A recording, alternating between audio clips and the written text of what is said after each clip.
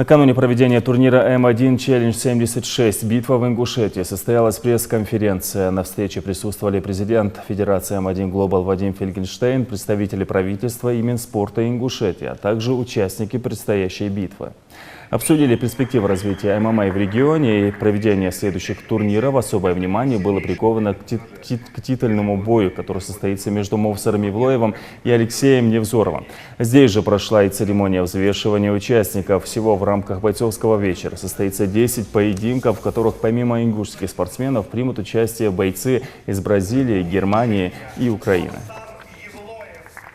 В последнее время наши специалисты, кто занимается матчмейкингом, сводка бойцов, делают очень интересные поединки, да, взять все последние турниры. Поэтому я думаю, что этот турнир будет не исключением, и будут все практически поединки интересные.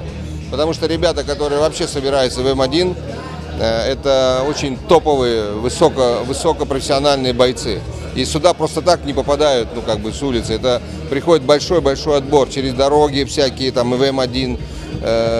Потом много поединков, и пока они дойдут до вот этой вот вершины.